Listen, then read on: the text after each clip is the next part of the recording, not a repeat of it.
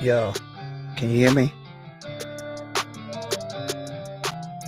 What's up, fight fans? We are back at it with another edition here at Round One Sports TV. I am always your host, Edwin, and where do all fights start? Round one. We have an amazing show for you here today. Right now, Ramos is in there with Suarez, and they're getting it in. It doesn't look like Suarez is going to last much longer. So let's quickly get right into this video.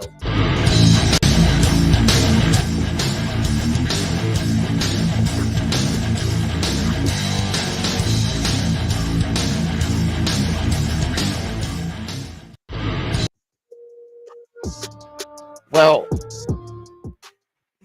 Ramos is really putting the Beats by Dre on Suarez here. And he's taking hellacious body shots. And, this is all like Ramos is just coming off a fight like 2 months ago. He stays in the gym, stays active. The athletic committee lifted the suspension, I guess, in 30 days, and he was ready to go, it seems like. And he's in there not missing a beat, let me tell you. And Suarez got a good shot in there off the ropes right there. And Ramos' pressure, man, he's just got him up against the ropes right now in the corner. And he's really sapping the energy right out of him with those body shots, ripping downstairs, switching up, going upstairs. And, the one thing I like about Ramos is that he is aware of, oh, nice shot.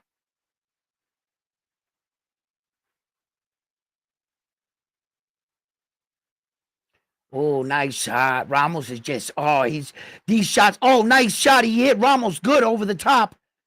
Oh, and Ramos answers back with a big shot of his own. Bam, body shots. He's just relentless. Oh, and he turns it up upstairs. Right check hook upstairs. Ooh, nice. Oh, 1-2. Oh, yeah. Look at Ramos using the footwork and the, oh, man. He looks good.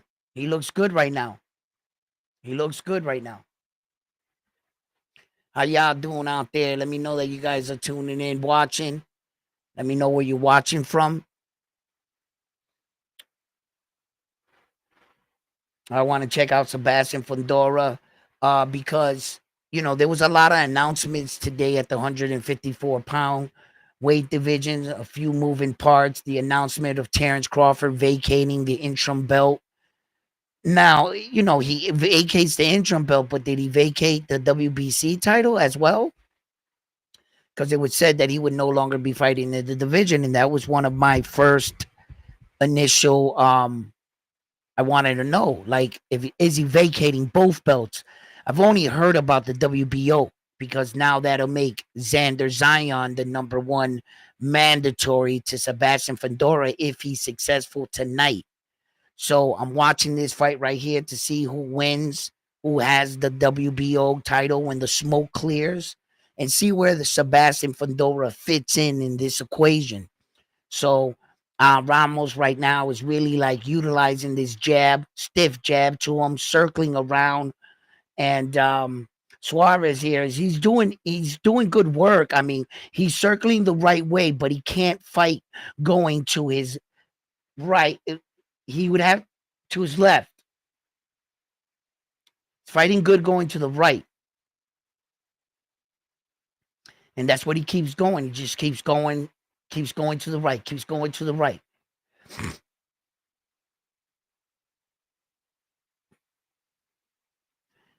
Suarez throwing good shots straight down the middle right now. Looks like Ramos is partially taking the round off, taking a little breather, and every now and then he'll answer with a good shot. It looks like he hurt him there. Got him against the rope.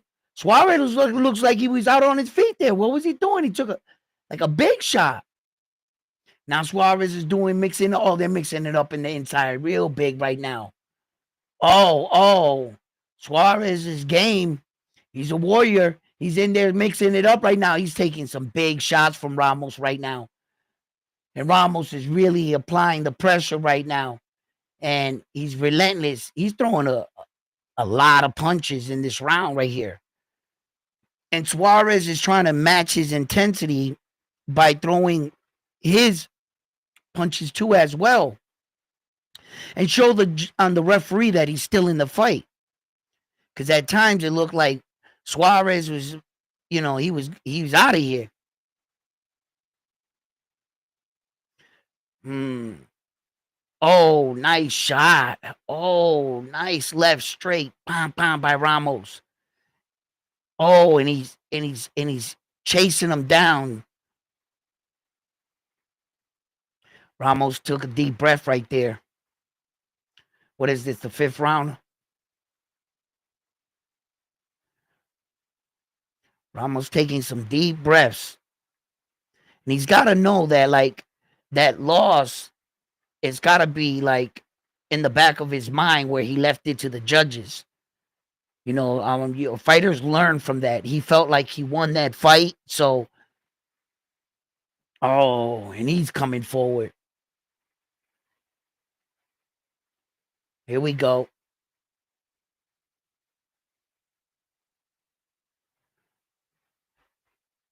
Mm, good closing of the round there. Let me get a little volume on this right here. And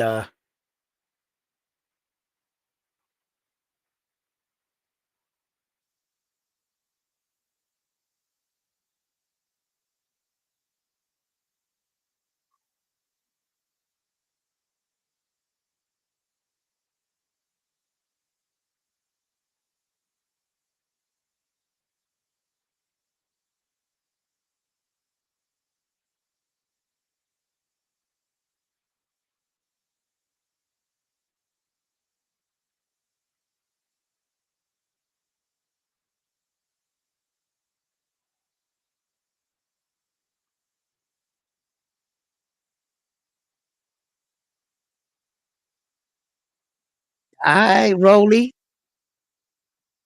I'll hold you to that.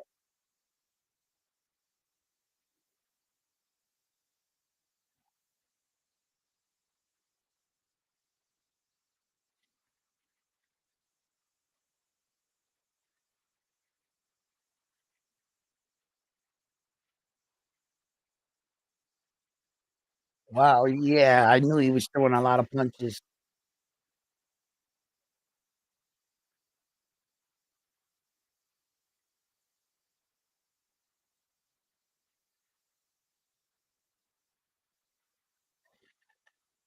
You know, Ramos is controlling this fight right now with his jab. He keeps flicking that jab out there, trying to control the distance.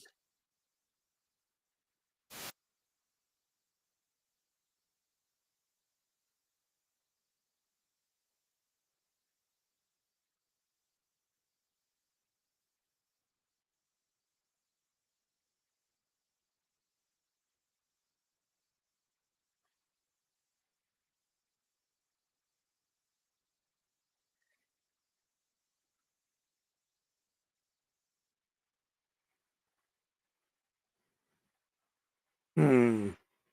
Nice little check hook right there by Ramos. Schrader, he's game. He's definitely game, man. Every time I think Ramos is gonna get him out of here, man, he just like does enough to stay in the fight, and he shows that he's still throwing with Ramos right now, and he's swinging back. He's still got some pop. Schrader's like, look, I he's a tough dude. Ramos hit him with some good body shot. He's done some good body work here, trying to split the guard right now with that uppercut. And here comes Schrader once again with a couple shots of his own. He's always doing enough to stay in the fight. Right now, he looks a little bit exhausted. He's holding on, clinching, but there's no quit in the man. There's no quit in the man. He's here to fight tonight, and Ramos here to do his job as well. And he's really making Ramos do a lot of work, really checking to see if Ramos was in that gym claiming like he was. You know, it looks like Schrader here, like he was in the gym, definitely in shape. Uh and Ramos looks good too, man. His volume of punches has really gone up. And I wanted to see if they talked about that. That's why I put the volume on for a second to see a little bit of how they were seeing the fight. I like to call my own fight, but and that's the closing of that round right there. So like I don't think Schrader's won a round, bro, to tell you the truth. I don't think he's won a round, right? I think that Ramos right now is pitching the shutout. Um, if you ask me, I think he's pitching a shutout right now. It's a 10-round fight, right? Which is it's a good fight for coming back so fast. You know, his last fight was like 6 weeks ago, right? Like Rolly said, it was like 2 months ago, 2.5 months ago. So he did have a full training camp then. He gets one now for this fight in preparation for this fight right here, and well, not a full one, but uh I would consider it a full if it was 2.5 months from your last fight. As long as he was staying in shape and shit, like like he claims he was, you pretty much said he had a full training camp. These boxers do stay in the gym, and it looks like he was. He don't look like he was out of shape.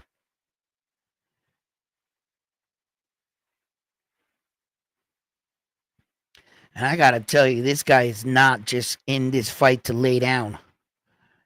He's taking some big shots, and he's asking for more. Oh, that little clash of heads there too on the inside. Ramos hit it with some big shots right there. And this guy got a beard, man. Ramos has put guys down with some of these shots right here, bro. And with these body shots, and this guy is he's built for tough. Oh, but he can't keep getting hit with shots like this. He can't.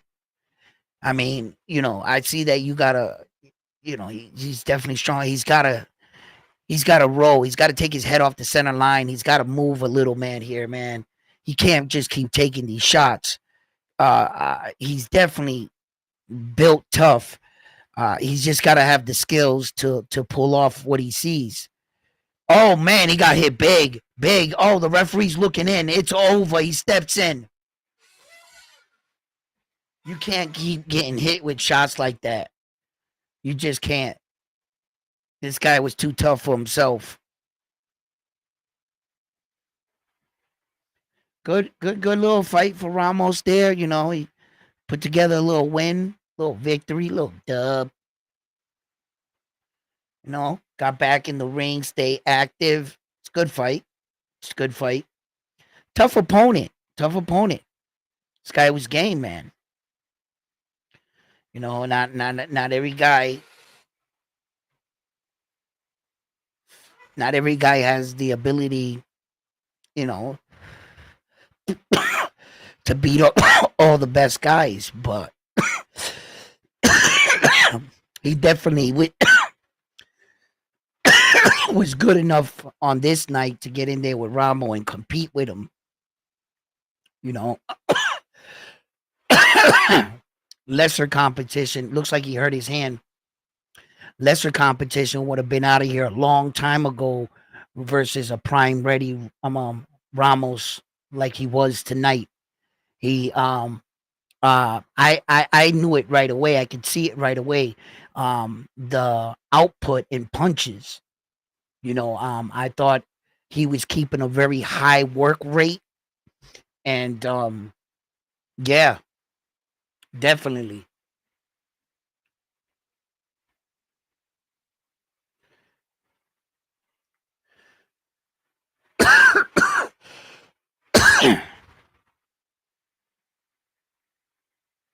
So we wrapped up that fight right there. Where you guys at, man? What's up?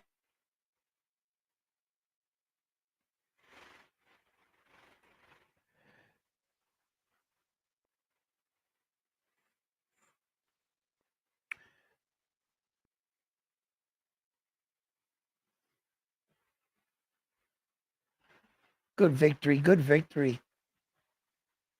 It's a good, like I said, it's a good fight to stay active, you know. Uh, and when these phone calls come around, to be on these kind of cards, the PPC's putting this card right here and they put it free on Amazon. There's another fight on Amazon too, as well, if you want to check it out. Um, and the PVC right now, they putting on these fights and they're showing that they're here to stay. Every time they say the PVC is out the game, they finito. Yo, I told you, man, these dudes be like, but sometimes, yeah, I gotta admit, I do think like they done, but Turkey's really trying to change the game, really trying to change the game, and uh my man, the other promoter, he went on and said he ain't kissing no ring. Fucking gangsters. The gangsters as well. We're just different type of gangsters. That's all. When they make no mistake. We're just different. See, my man Turkey might be strong where he come from, but he can't really bring all that shit with him, can he, out here? And even if he did, I don't think he would know the landscape. I don't think he can move like some of the players that been out here for a long time. Really don't think so. So he's got to be a little bit humble. But as a business mindset, he can get the walls to close in real fast around you. People won't sign with you. People won't, shit like that. It's a different kind of fight. A fight's not always typically with guns or fists. There are other wars that are weighed out every day in this boxing shit in these boardrooms. $1 million wars, $1 million deals. You don't do business with me. Well, then none of my people I know are gonna do business with you. And soon the walls start to close in around you. My man went on and was like, "We ain't kissing the ring." Fuck that. I respect it. I respect it. I respect it. They feel like they've been here for a long time, and boxing's gonna be what it is. Look at Sebastian Fundora looking right. Suit costing all of $12.95. His mom probably made his suit.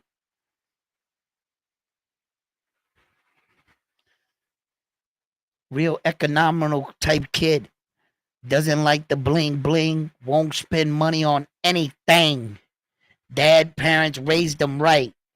Put it away until you see something really nice that you want for $13.95. I might have to ask my banker if I can afford this. Sebastian would probably be $1 million dude by then. Nah, man, him and his family, he was on a training thing and he was saying like, oh, these pants right here, like I use these shits every day. My mom made the hat. I found that kind of funny. But it just goes to show he was like, this is the most expensive thing I got on my jacket. That shit cost $30. and you could see in back of him the gym that him and his dad put together. Just like in the gloves that were on the side, there was a few $1,000s right there. So it's not like he's cheap in the sense he won't buy shit. Nah, because that equipment that was around him in that gym costs money. He just spends his money on what he feels are the right things. He's not a flashy dude. You know, probably drives the same car he drove in high school.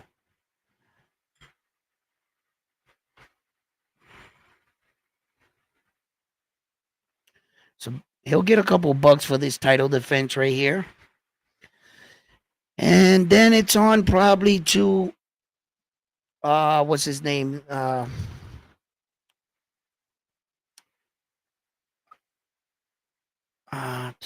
am I thinking of here?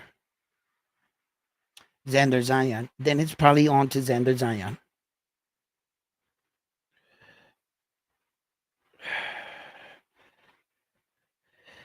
He's, you know what?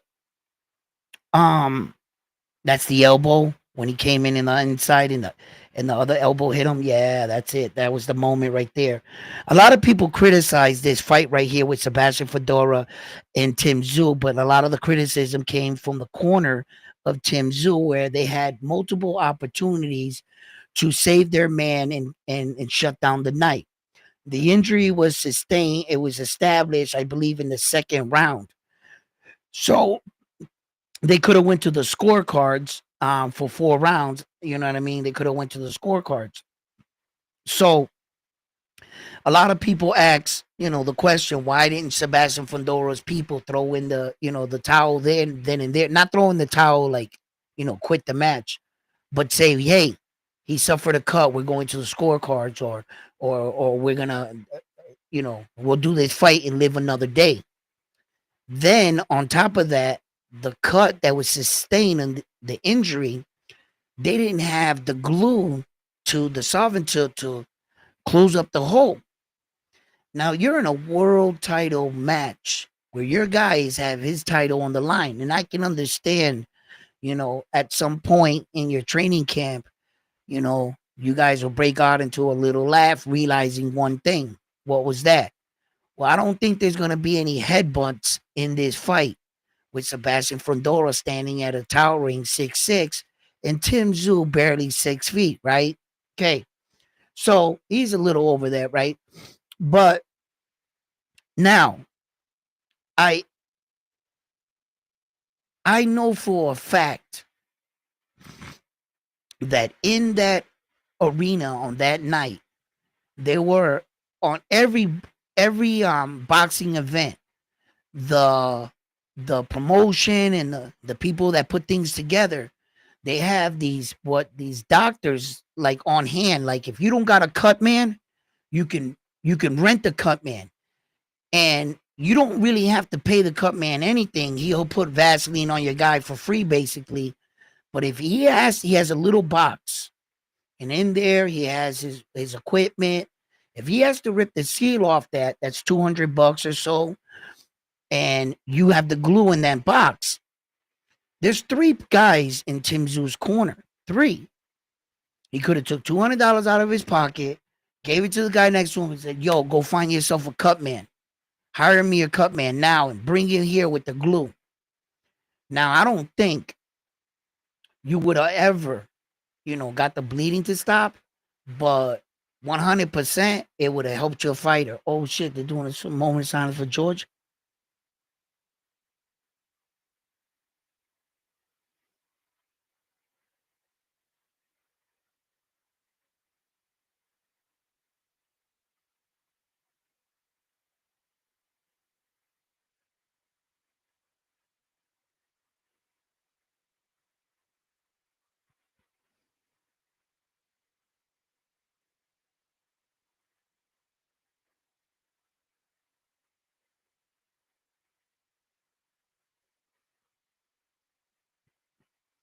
Wow, George, you'll be missed, brother. You truly be missed. I gave him 1 minute silent on my show yesterday. Yo, I think I blocked somebody. Somebody got blocked in my thing. I apologize. They got put on timeout. We thought you were trolling, talking about a legend. In fact, he was trying to put me up on game. Cause I didn't hear anything about George Foreman dying or passing away. Then all of a sudden it started to coming up on all social media platforms and stuff. And then I knew at that time it was real. So I apologize to the gentleman that got blocked yesterday on my show by one of my moderators. He was just you know trying to come to my defense when I was offended by someone saying that George Foreman passed away. You know,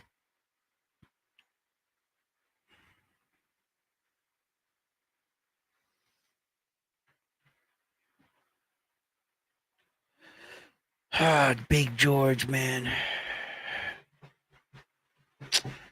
Yo, tell Ali I said, what's up, George?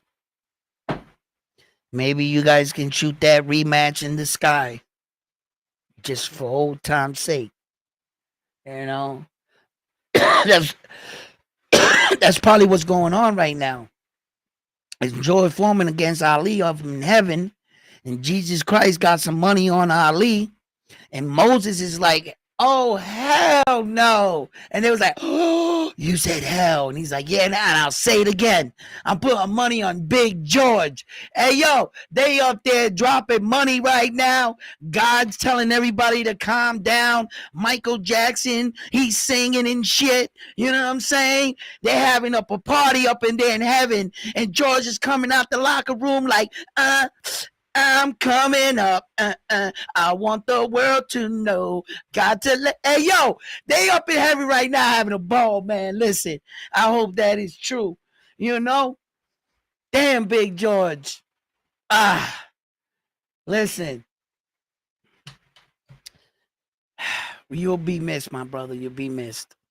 Thank you for everything that you get, all the moments you gave us in the sport of boxing. Thank you for being an amazing champion. And the father that you were to your children and to everyone else. George, thank you for everything you've ever done. From me to you, brother, you'll be missed. Look at Booker in the ring. He means business. Look at Sebastian Fundora coming out in his like kind of looks like Oriental attire, but the Indians, you know, like the Indian people, they got like these clothing. It's kind of similar, right? In which I think that's what it is actually, right? Now that I think about it, I'm like, wait a minute, my man is right. I'm like, duh. So yeah, but as soon as you see them like that with the up to the neck, see, I used to go down to Kung Fu Theater, you know what I mean? Back in Jersey and shit and New York. You know, back in them days and shit. I think it was like 50 cents to get into the theater or $1 or some shit. They had like these matinees. They would like play old kung fu theater movies all day. The type where it's like, you killed my master. Now I will kill you. Your technique is pretty good. It was like that and shit, right? So I used to sit there. We would watch them karate movies and shit like for a while. My grandmother would take me to the Kung Fu Theater while she go sell Avon in the neighborhood. She leave me there and shit.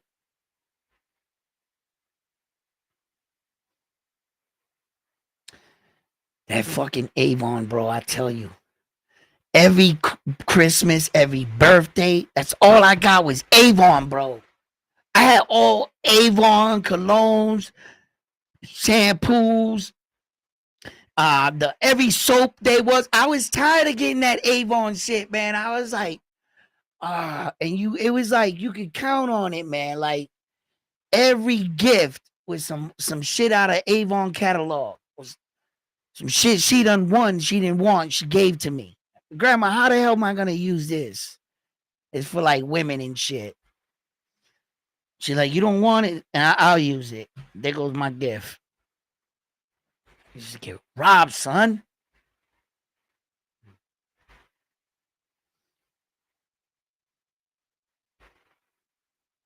Yo, I had it all, man. Like Avon bubble bath.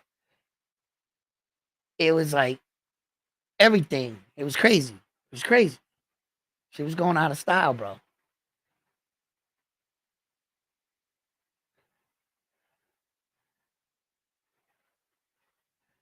Let me check something out here.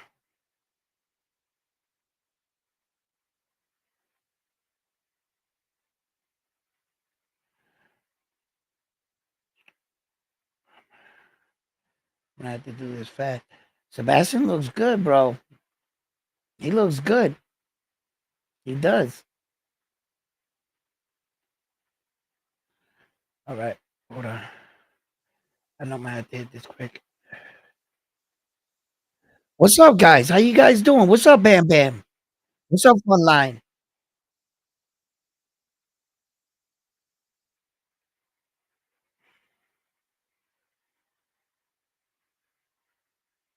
Yo, we're probably gonna get that, Carlos. Well, because of the fact that Terrence Crawford announced that he vacated the interim, right? And I'm sitting there and I'm saying to myself, well, okay, that he don't got that interim no more, right? But does he still have the WBA? I wasn't sure.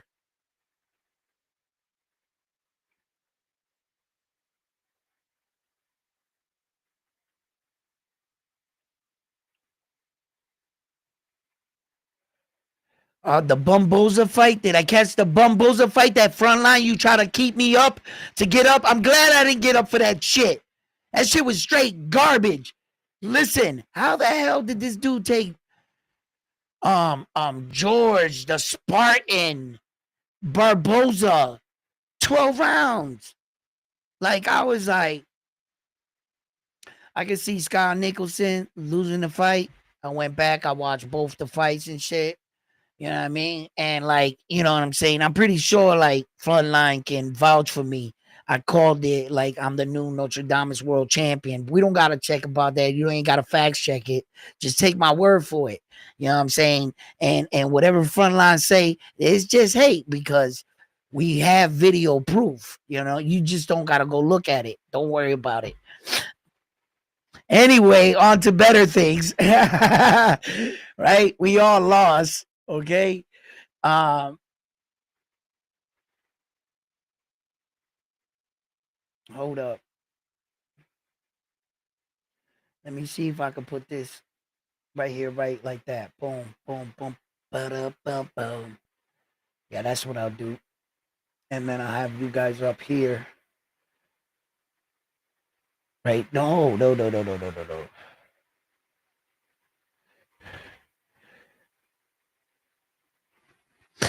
Edwin, did you catch the bump? Yeah, yeah. Yo, why am I only getting 3 of your texts on this? And then over here, everybody else pops up on the live stream. It's not giving me all your, like on this restream, I can't see Carlos, I can't see Frontline, nothing. And over here, I only see Bam. So, but now I got them both up. But I'm gonna have to like move it so that I can watch this fight too as well. You know. Boom. So I'm gonna close this out, and we kicked off with the Sebastian Fundora fight. Wow, he's just so goddamn tall. Yo, if Booker moves, slips a jab, Fundora's gonna punch the lady in the front row. Oh shit! Sorry, lady. His jab went right out the ring and snapped her head back.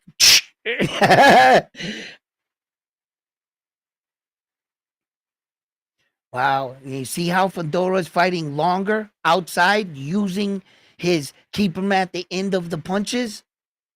He's not in the inside like he was criticized. He's more acceptable from getting hit with that overhand shot, trying to stay long and tall. He's dragging the back foot a little bit. I would like him to pick up that back foot rather than just drag it. Yeah, he's supposed to slide it, but when he's shifting at this angle, he drags it. Sebastian's really working this jab right now. And Booker's, I don't know who he got for training partners or who he could have got. But oh, big shot by Sebastian. He just popping that right jab in his face. Hit him with a nice little check hook on the inside there.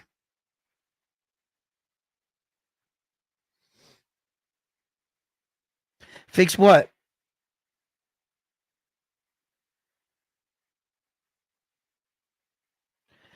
Xander Zion's he's ready for a title shot, bro. He's got to be. Okay, fix what? That one fix that shit.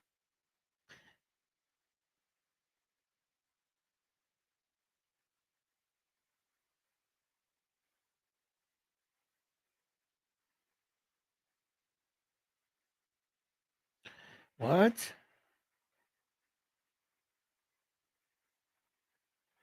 Lopez. Ana Lopez's daughter is debating right now on Miguel Cotto's performance. What? Yo, are you good?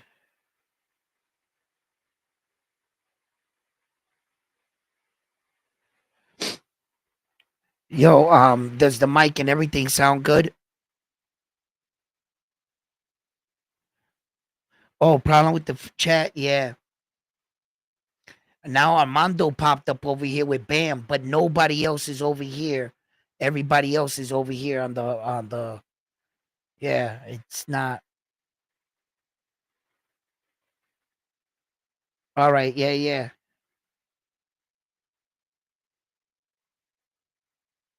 How do you guys see this fight so far, man? Sebastian Fedora is looking, good. He's looking good. He's looking good. I'll put Xander Zion in with him right now.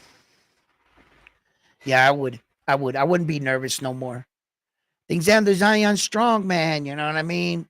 You don't want to damage your fighter, but I think he's battle tested. It's game time. It's game time. You know,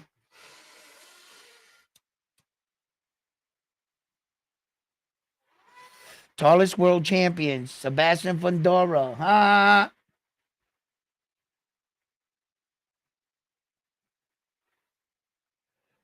For this weight division, I think so. Because I think that title, Espinoza holds it at 126, right? And Sebastian holds the tallest man ever at this weight division. So, oh, Booker coming over the top. Sebastian snapped the side of his head, made him pay for that. Yeah, he's got him going back, retreating a lot. Sebastian Fedora's just, you know, circling with him and just extending the jab. Pop, pop.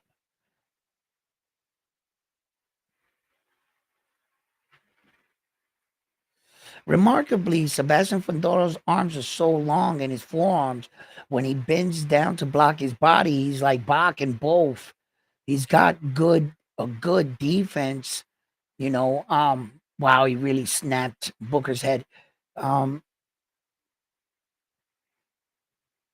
but I can't say that Booker here is doing anything out of the ordinary. But that Sebastian's got to keep that hand up for one, right? Booker has been coming over the top, which has been Sebastian Fundora. That's how um uh who was it? What's his name there? Martinez, what is it? That he came around his guard and dropped him. So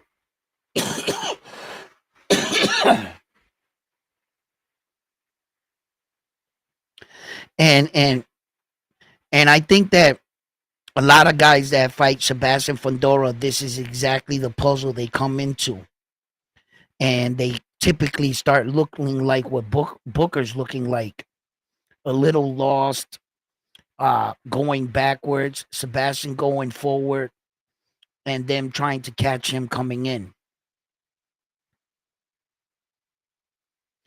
I think Xander Zion's a bit taller than this Booker dude, and he would be able to do a little bit more. Although I got to check that out, but I think he is. What's Xander Zion's height? What do they got him down as? Nice shot.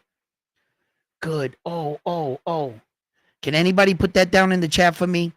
Check out to see how tall Xander Zion is. Armando, put it in the chat.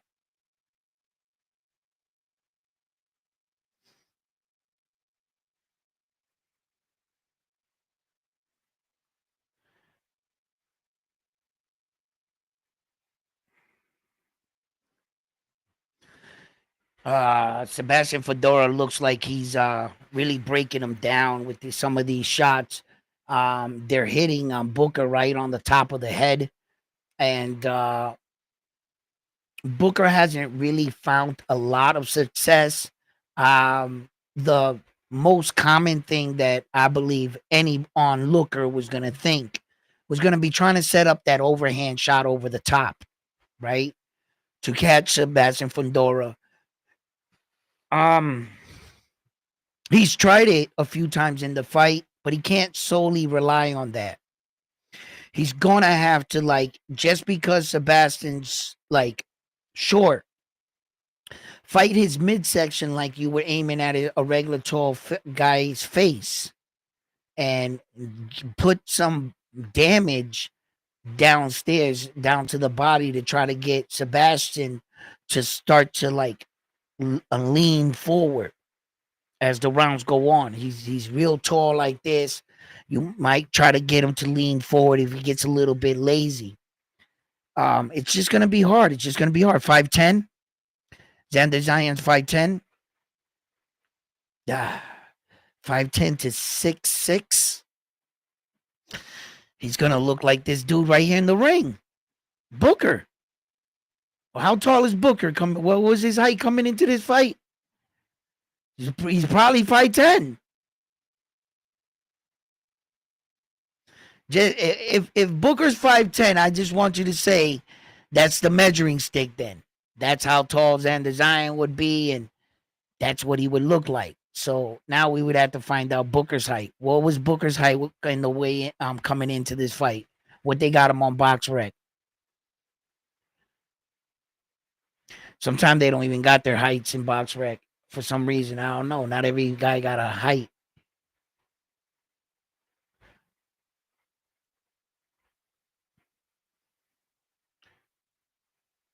See, that's when Booker got to start. Yeah, Booker.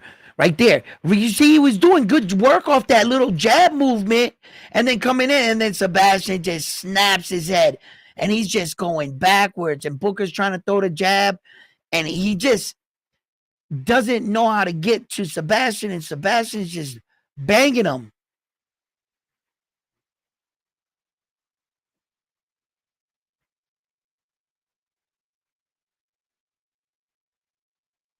Oh, he's relentless right now, huh? He needs to invest in the body. Oh, Booker's getting beat up right now, guys. He's getting beat up right now. He's going back. You can't go back this long in a fight like this. You're going to drain yourself. It's exhausting fighting going backwards. It really is. And though Booker's not throwing all that many punches, oh shit, his nose. Oh, Sebastian that's it. He's putting his foot on the gas. Sebastian got to stay defensively sound. Just because he's towering over him, he's got to know that this guy can lunge in with a shot. You know, it's all he got. He's turning Booker into a one-punch retreating fighter, where Booker is relying on that one big shot to throw. Oh, I told you, he threw it, but Sebastian ate that shit and kept going forward. As soon as I was saying it, he threw it. That's got to discourage you. He threw the punch, landed it, and it didn't do shit. Sebastian's taking all the fight out of this man right now. He really is.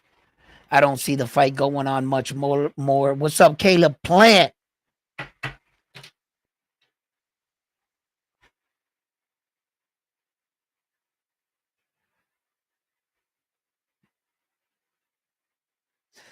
Looks like Booker's gonna take a little beating tonight. And still,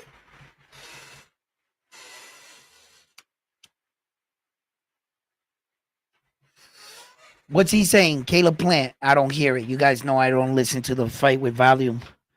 I call my own shots, my own fights. I'll if he says anything crazy, I'll catch up with it later. Or you guys can let me know in the chat if he called anybody out or anything like that.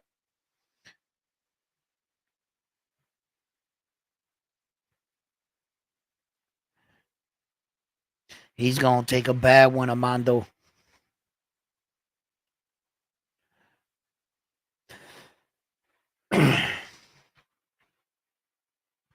Sebastian setting him up. Ooh, Booker came out firing this round right here.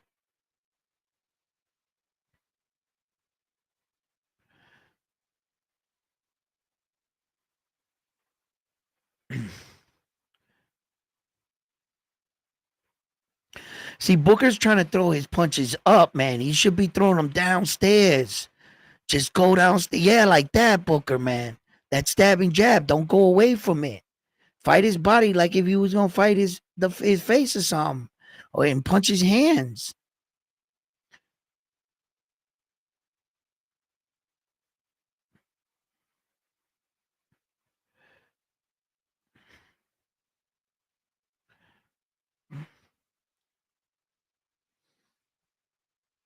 Oh. Booker stood in the pocket too long right there. He paid for it.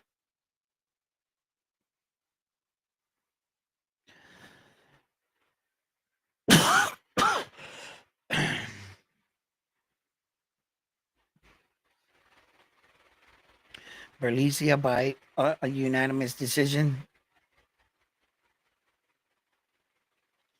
Whoa.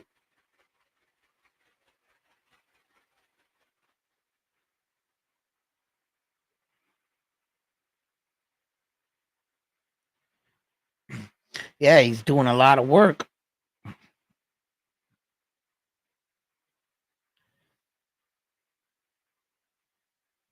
So Sebastian Fundora can fight like this. He'll fight like this for 12 rounds at this pace. Oh my God.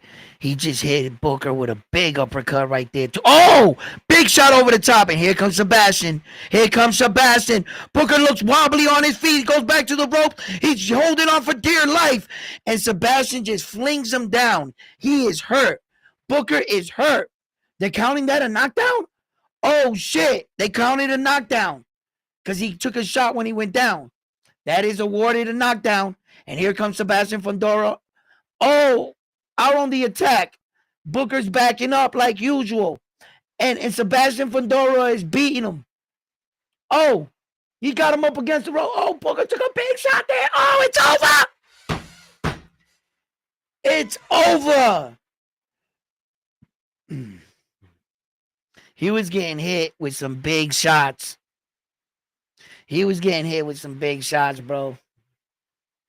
Sebastian, yo, good job. Good job. It's what he needed. Hey, Booker tried. He tried everything. He was just outgunned. You know, he was outskilled tonight. Sebastian Fundora is a puzzle for any fighter. Errol Spence Jr. better take a look at that ass whooping that you should have been getting right now. That's Booker right there. He took that ass whooping for you. All right? Because you should have been fighting him right now. But yeah, that's a big problem. Look at his sister. World champion. She got the potential of putting down some serious legacy status for women boxing. Sebastian Fundora's what's her name? Gabriel, right? What's her name? What's yeah. Uh um she's always with her brother.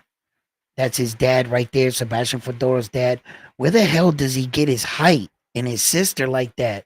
The dad's not like really skinny, tall like that. I guess their mom or something. I forget what his mom looks like. I'm pretty sure I think I saw her at some point. I might favor her. But he looks like his dad.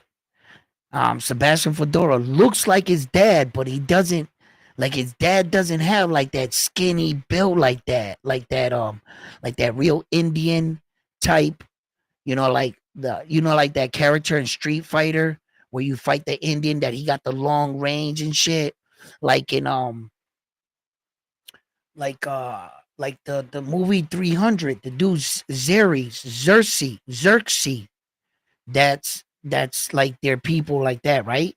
They're like them tall, long, like from that part of the world type people like that.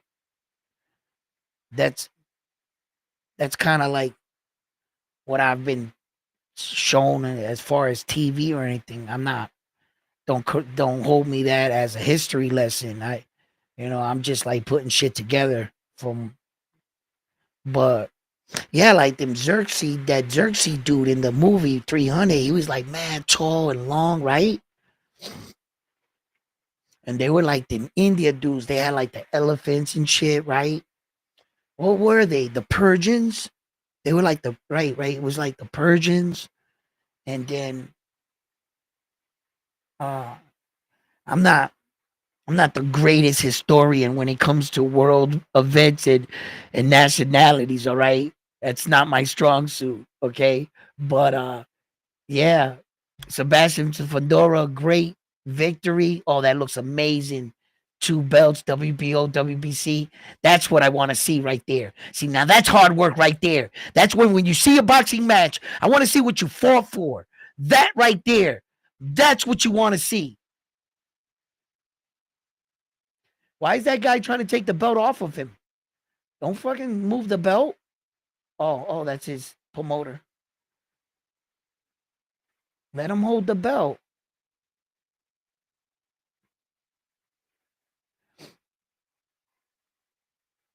Good sign of respect right there at the end. Good competition. My man came out, did good. See, that's Sebastian's father right there. I'm hugging Booker right now.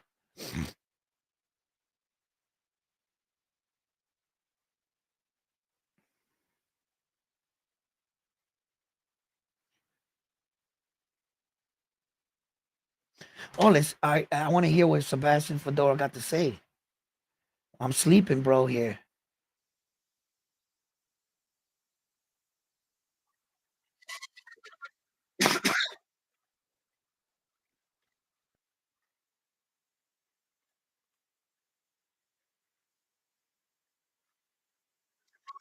5 times.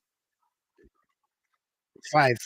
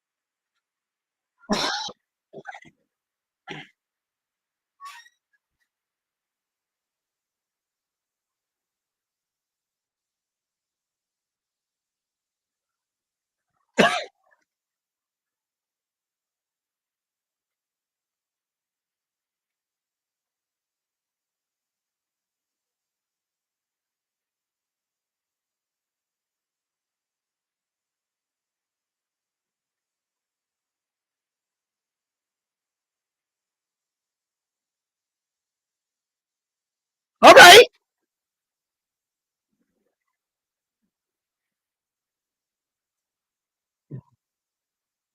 Thank you very much, Sebastian. Thank you.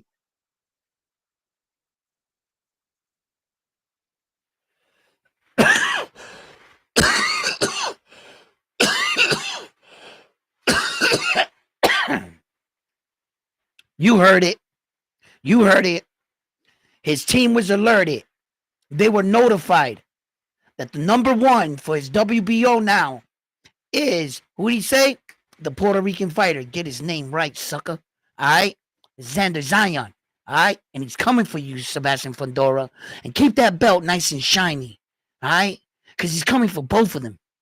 And I'm going to put Xander Zion, young Xander Zion, against Sebastian Fundora because he's ready. He's more than ready. He has the tools. He has the strength. He has the gas tank. And hopefully he accepts this challenge. And his coach and them believe in him as a fighter. I'm going to tell you right now. Okay? One, Xander Zion knocks out Booker as well. And I think he knocks out Booker there stronger. Booker can't fuck with Xander Zion, for one. Okay? All right. Good victory for you, Sebastian Fundora over Booker. And like you said, I knew exactly what you were doing. I said to myself, Sebastian Fundora wants to at least defend those belts. Because among champions, it's okay that you won the belt, but defending the belt, you solidify yourself as a real world champion amongst champions. I try to tell you guys that, and he even acknowledged it right there. He says, now that I officially got that out of the way and I defended my belts, now I'm looking for the tough fights, the unifications, or whoever they got for me. He acknowledged that young Xander Zion is in the back, in the rear view, and right now Xander Zion's at the back door with a fucking sledgehammer about to siege through that door like a move team, and he's coming after them belts. And I hope that his management and his teams believe in him, because either way, in life, sometimes you got to shoot for the moon. And if you miss, at least you'll be among the stars. He'll get a lot of experience out of this. He can say he fought for a world or competed for a world title, win, lose, or draw. And you could see where he's at. Young Xander Zion does not have to stay undefeated. Let's teach our boy that sometimes it's the names you're in the ring with. As you can see, that even Bill Haney and Devin Haney tried to put their young, undisputed world champion Devin Haney's credential against a guy in Gilbert Rosario that's never won a world title. But the entire boxing world came to the aid to who? Gilbert Rosario. Can you believe that? The guy that has never been a world champion. Why did they come to his aid? Because on his resume, the men that he shared the ring with, that's championship shit right there. That's warrior shit. And that, I try to tell you guys, is way better than trying to be undefeated. Yeah, he lost a lot of times, but he was in there with the best of the best. Devin can't say that. And the real boxing world all came to Gilbert's side for the warrior fights that he gave us. So young Xander Zion, if you're going to be in this sport, it's not about babying you.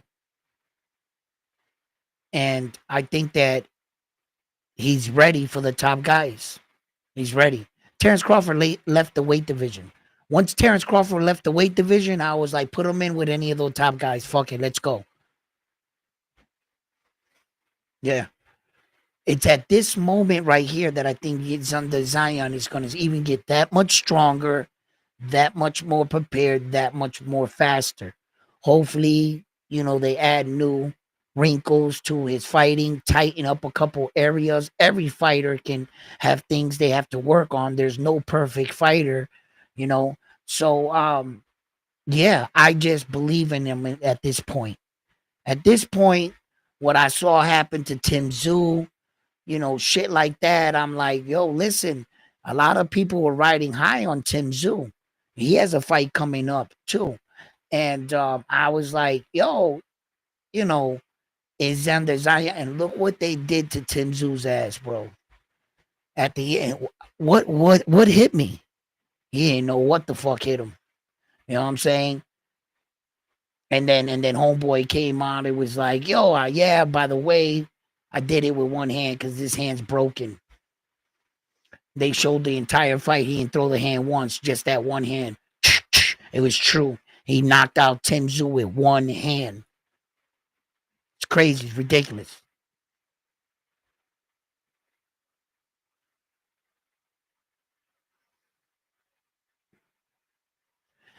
The taller you are, the better chances you have. No, no, that's not necessarily tall. Bam.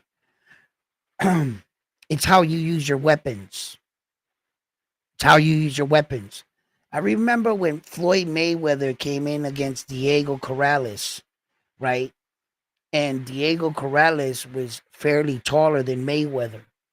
Mayweather used that stabbing jab downstairs that he baited and set up Corrales with the check hook up top. Corrales went to flinch downstairs and Mayweather switched up the cadence and went upstairs. Bam. And it was about knowing how to set up and put your punches together. Booker didn't have that. Booker was just relying on a big shot and he was just trying to throw hard punches. He didn't know how to use his arsenal, how to put his punches together. It's not necessarily the taller you are, the better you're going to fare against Sebastian Fundora, because as we've seen, he got laid out. All right. He fell like a tree. Okay. So it's not about that. Then he goes on, right? He goes on and gets fucking wiped down by Tim Tszyu. So styles really make fights. It's the where and the when and how you're using it. If you can use that kind of like Mayweather's jab where he throws it to the body and leans his head out this way, but it able to shift out, and then when he throws his shot to get you from coming downstairs, snap it around the guard like Naoya Inoue. You know how when every time Naoya Inoue goes downstairs to the body, they fall for that fucking trap. They try to snap them in there. They're like, oh, they take the body shot. And they're like, yeah, there you are. And then all of a sudden, pow, they're getting snapped on the side of their head. They're getting taught a lesson. You know, if you could do things like that against Sebastian Fedora, you can be successful. And you got to change up the cadence. And one thing, Sebastian Fundora, he's gonna come forward. He's long, but it's also he. It's more time for him to bring his jab back, and him coming out of his guard. He needs more space. You can stay around him. He's gonna his only shots really are the uppercut like this and the slapping shots from the side, right? Get the rhythm of what hand he threw first. Block, boom, boom, block, boom, boom, block, boom, boom. You know what I'm saying? And then if he switches it up, stay in your guard, and whatever hand hits your gloves first, say the right comes, boom, go from it. Same shot, same hand.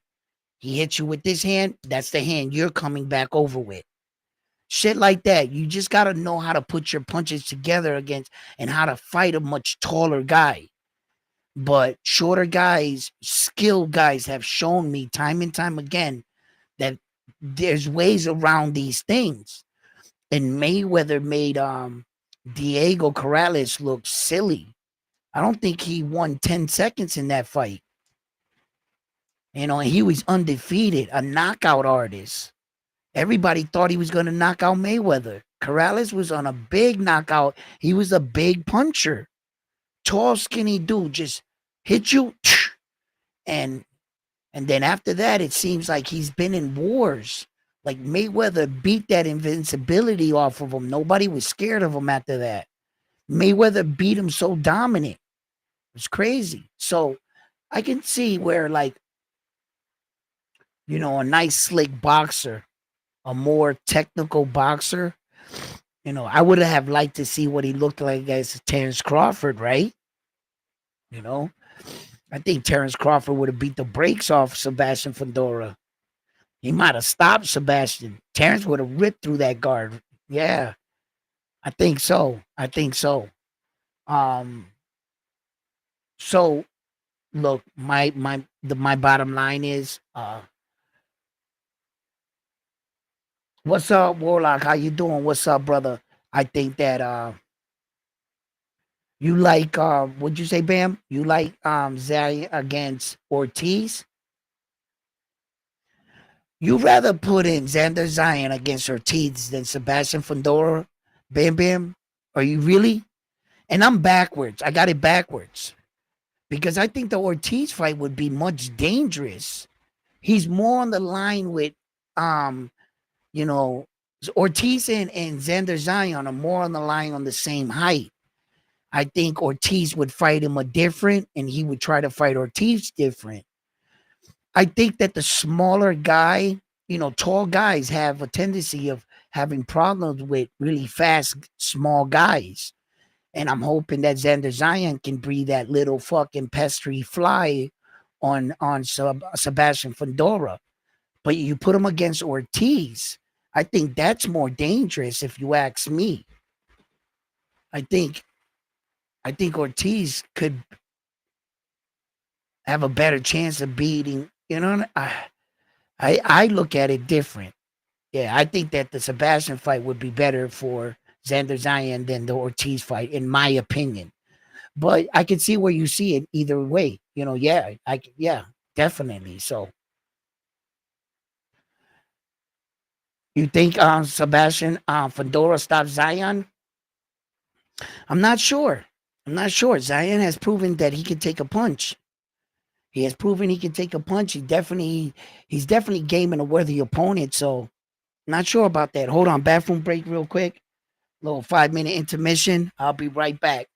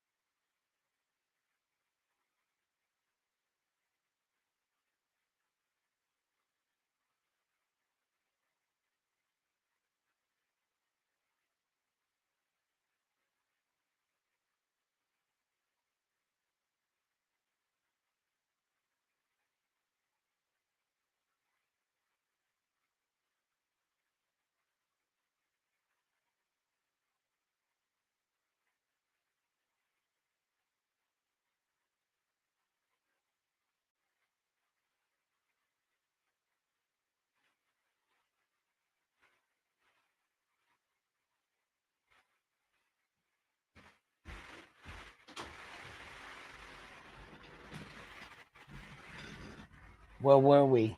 Fedora, what? You think his pressure will overwhelm Xander Zion? I'm not sure that Sebastian Fundora's pressure can just um walk through like Xander Zion like he looked against Booker tonight. Um I just think that Xander Zion has way more mobility, better guard, better understanding about boxing than a fighter like Booker did tonight against Sebastian Fundora. You see him fight fighters like Booker, and you're like, wow, how can anybody live up to that kind of like onslaught from a guy so tall, so out? In the beginning of the fight, Sebastian Fedora was really trying to keep him at the end of his punches. And then he was ready to step in and like really start that mid-range, outrange type assault on Booker. Booker looked like a little lost in the fight. Yes, he did. God damn, that shit was loud.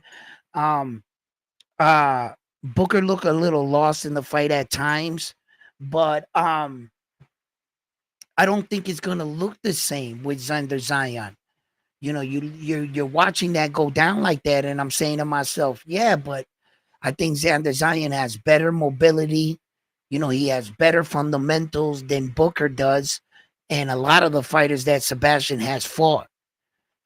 He keeps his head off the center line, and I think Sebastian Fundora will make it a lot tougher of a fight than a fighter like Booker here. Yeah, absolutely. He doesn't have enough power to keep Fundora off of him. Well, that's a misconception in boxing that you have to have power in order to win the fight. There are a lot of champions that have become champion with no power at all.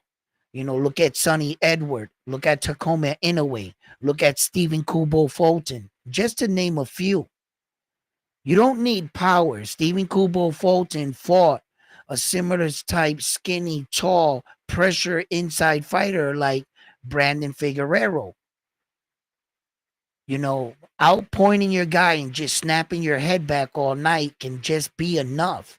You got to admit, Xander Zion can crack. It's not like he has pillows in his fist. All the guys that have gone in the ring with Xander Zion, you can see it on their face after the fight. They're wearing it. So, okay, he might not have like this knockout power, right? And let's just remember that young Xander Zion is a kid. He hasn't even came into his man strength. He's not as old as Sebastian Fundora is. Okay, so like he is coming into his own. Pretty soon you can start seeing Xander Zion start cracking hard. He hasn't got that last piece of strength yet. So he's fairly young, but he still has enough pop in his shots to, I mean, Sebastian Fundora is not like, let's just be honest here. Before he won those world titles, who is Sebastian Fundora? Just a tall, lengthy threat. We never thought he was the most skilled fighter. We never thought he had the greatest technique. And even Booker tonight touched him up. If Booker can get to him too, so can Xander Zion. I think Xander Zion would hit Sebastian Fundora with a bit more cleaner shots and at a better rate than Booker any day of the week. You know, I think that he has enough defense, block shots on the inside. Sebastian has a tendency of standing there. I think young Xander Zion can, you know, I think he'll just make it a better fight. Now, if Sebastian Fundora starts to find this young Xander Zion's timing and he starts to put those shots together on Xander Zion, it could be a long night. I could see a bloody night for Xander Zion. Sebastian Fundora has a high out rate. He can fight with his at a, you know, like pushing the pace at a really high rate. And Sebastian Fundora's okay there. He's okay with a bloody fight.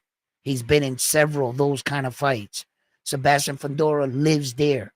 He's going to bring up the intensity on young Xander Zion that's never had those kind of like real kind of moments. He's been pushed. Xander Zion had a couple bloody fights, yeah, too. But not like this kind of push. It's a different kind of push from coming from Sebastian Fundora. And he has like this real bludgeoning shots on guys. And it's like boom, boom, boom, boom, down, you know? And these guys go down and they look lost, weary, like, damn, them shots is hurting.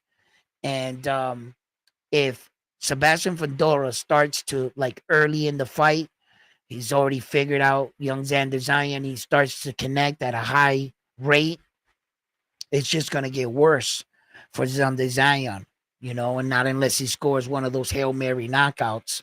But yeah, I can see the fight definitely going either way for the men.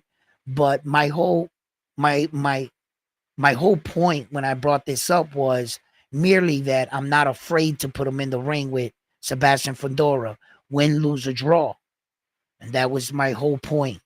Whether he won or you feel like he's not ready for him, no, I'm not in agreement with that. I think he's When are you going to be ready? Like, well, what are you going to do? Fight two more cab drivers? Is that going to give you enough confidence? Who are you going to fight that's in front? The only guy in front of you is the champion.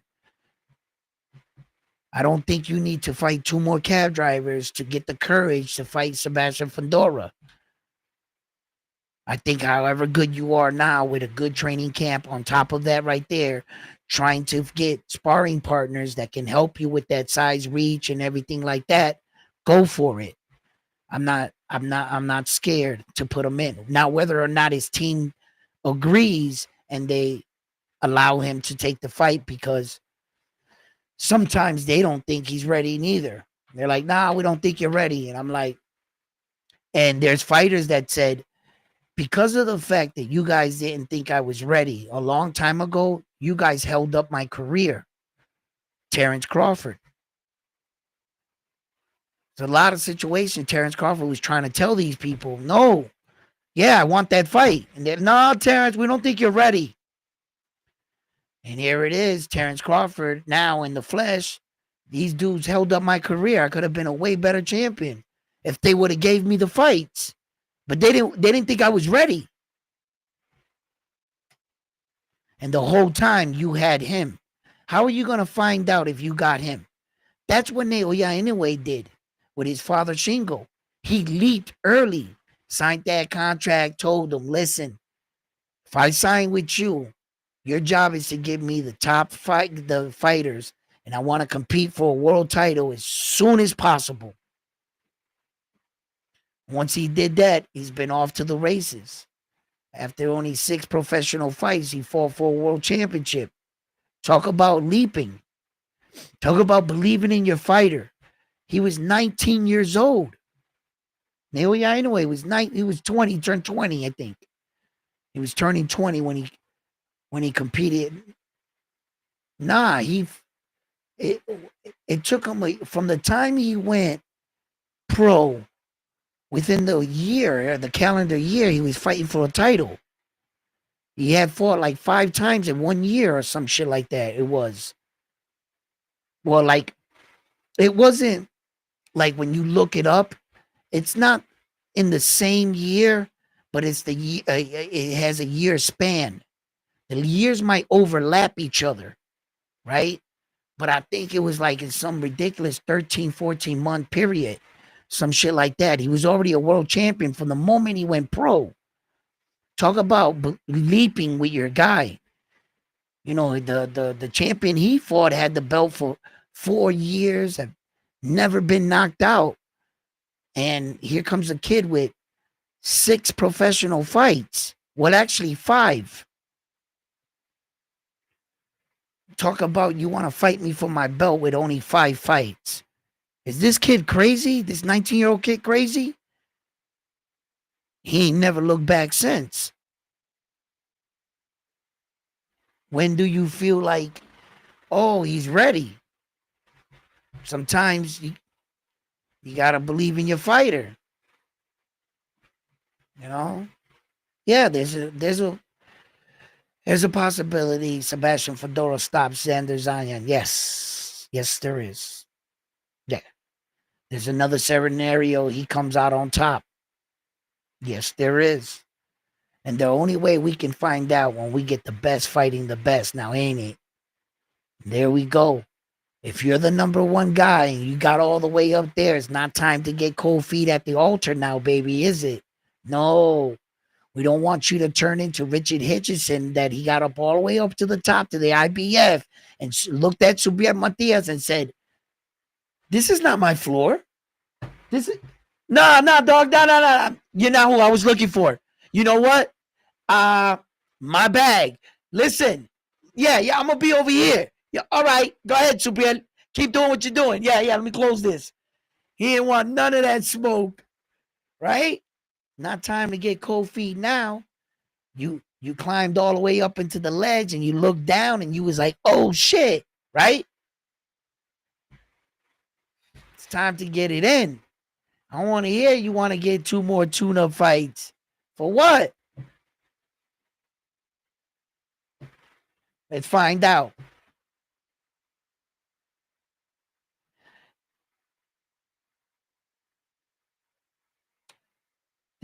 there's no such thing as man strength. Tank was dropping guys at a very young age. Blah, blah, blah, blah, blah, blah,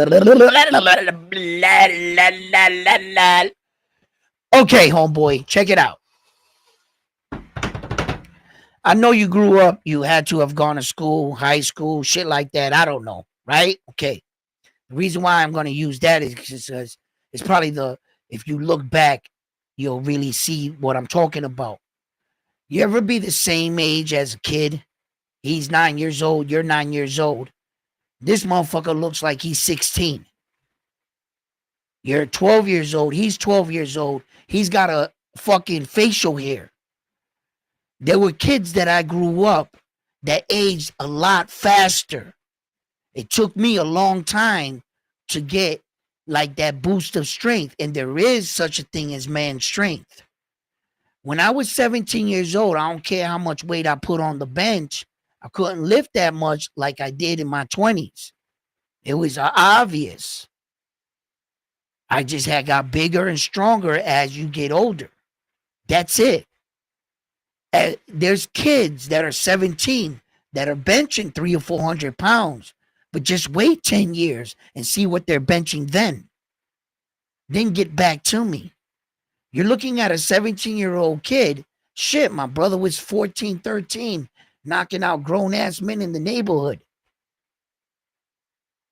You're taking what someone can do and somebody else's body type. I don't know how Xander Zion's body type is functioning. Some kids get their strength right away. Some kids got to wait for it. Are you really sitting up here comparing one man to another and thinking that that concept works for both? Did you really do that? Do you think that all humans age the same? That we develop the same? We go through puberty the same? In the same age? Hell no. Hell no. I got sisters that went through their menstrual cycle mad early, and the other one was like, I'm never going to get it. And here she is, like 15 years old. All body types are not the same. So Xander Zion, you can look in his face, he's still young as hell. He looks like a baby. You could see throughout the years. Go back and watch his fight. You're literally watching him grow up every fight you see. Just like Devin Haney. Just like Ryan Garcia. Ryan Garcia doesn't look like himself when he did on day one. Go look up Ryan Garcia's day one fight. And go look at what he looked like up on the podium with Rolly. Look at his facial structure. You're going to tell me Ryan hasn't gotten stronger? Since he was, the way he was punching when he first came in?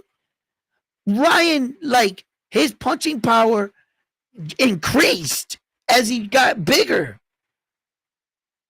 So, what you're saying there is not so. Xander Zion has the potential to come into more strength and get your man physique. It's like you punching a 17-year-old kid. He's a boy, you can see it. You can tell the difference between a boy and a man, can't you? You don't look like nothing you did in your 20s that you did in your 30s. So, in that regard, his skin is going to get thicker. You know what I'm saying? You know that phrase? You're going to get a thick skin, son. You're going to start developing big cheekbones, the fighter look face. Day in, day out in the gym. You see the fighters, they're like commentators and shit, and their noses are like this. They're like, yeah, man, yeah, that was a close round, you know what I mean? They got like surgery after surgery on their eyelids, and you could see the wear and tear on a boxer's face.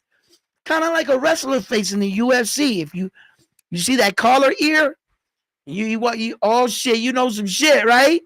Because of the collar ear, right? It gives it away, right? This motherfucker gonna wrestle me down to the ground, right? Because that comes from wrestlers and jiu-jitsu guys. So yeah, man, nah. I think young Xander Zion got. I think he's aging like your normal young man. He doesn't look like he's like that big kid that's older. You get that 116-year-old kid. For God's, he looks like he's 20 some years old. You know, what was that basketball player? I think his name started with an O. He was like legitimately 18 years old in the NBA. He looked like he was 45. He was aging so bad. I forgot what his name was. He was a dark-skinned brother. If you can help me out and you know his name, throw it in the chat.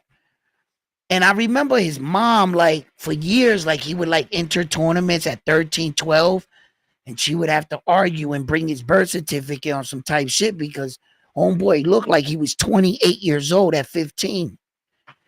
He looked like a grown-ass man, bro. Like, it was crazy. I think he aged real bad. He didn't have that many years in the NBA. In fact, his body kept aging at a rapid rate like that because it was true. Yo, my man looked like he was like legit in his 40s. He's like all of 18.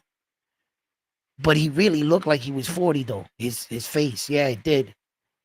That must have sucked. Imagine not being able to be like a teenager. I mean, you're a teenager inside, but not look like one. Like you must be like a creep trying to rap to like 16-year-old girls, and you're like telling her, "Nah, I'm 16." She's like, "You look like my dad." Like, yo, that's gotta be horrible, bro. Because I don't give a fuck what you say. If my daughter brings that dude through the door, I'm knocking him out right there. I'm going to jail. You're not gonna convince me that dude was 16, bro. There's no way. I'd be in court like, yo, I'm my bag, but okay, my bag, but you're still not dating my daughter looking like that. I don't give a fuck. Not looking like that. Yo, like when you guys find out who he is, that's who he is right there. Listen, yo, tell me your daughter could have brought that dude in through the house when what he looked like back in them days. Cause I saw his pictures when they made like a whole story about it and shit. And the NBA, his mom was there. She had like the pictures. I saw that one. So I was like, my man was legit 13 years old. He looked like he was in his 30s, bro. Hell no. Yeah, it's not going down. Nah, I'm here to pick up your daughter. Fuck out of here, bro. You know what I mean? Nah, that's crazy. And like, so like, this thing about, I mean, Sebastian Fundora wasn't ever considered to be like this big puncher neither. You know, he really wasn't. He really wasn't. And let me remind you that all that blood from Tim Tszyu, that was from an elbow. That was from an elbow. And Tim Tszyu fought a much different fight once he got cut. He was going in much more, taking chances, and Sebastian capitalizing the moments and really touched up Tim Tszyu. Tim Tszyu still broke his nose. It was a war, and I see how strong Tim Tszyu is. Then I saw how Tim Tszyu got wiped down by a guy with one arm. And I started asking myself, you take away the blood, does Tim Tszyu beat Sebastian Fundora? Then I'll ask myself this one question. Would I be scared to put Xander Zion in against Tim Tszyu?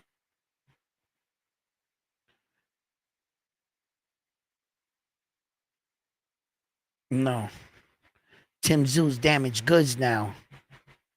You give me an undefeated Tim Tszyu? Maybe. Maybe. He's damaged goods now, Tim Tszyu. Yeah, I'll put him in with Xander Zion now. His confidence is not as sharp as it was. When he beat up like Mendoza there, right? He looked amazing, Tim Tszyu. And since he got that belt, he looked pretty good against those kind of guys.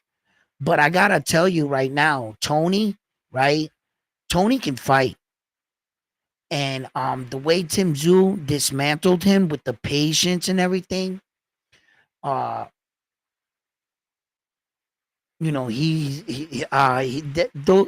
so you can see if you try to box him, but if you time Tim Zhu and his little sloppy approach there, that I don't know, maybe he underestimated him, or he got knocked the hell out. So I would put it, yeah, Xander Zion with Tim Zhu now. Um, for some reason, I think it would be a tougher fight for Xander Zion fighting Tim Zhu. At one point, I thought Tim Zhu would beat Xander Zion. Xander Zion's looking better, though. I have more confidence in him now. I have more confidence. The guys that he fought, man, were tough dudes. Not really your household name type guys, but those kind of guys that can disrail your career. He's gone through those fights. He has. Um, he's getting smarter. He's getting smarter. I think it's time for a tough fight. Maybe one more fight than Sebastian Fundora. Not two fights. I think just one more, maybe one more. Somebody high in the division, though. Who can we get? Who would be a good fight for him? Let's go. Let's see who's in the division. Let's see who's around. Okay, hold on, guys. I'm gonna hop on over here and get some boxing ranking here.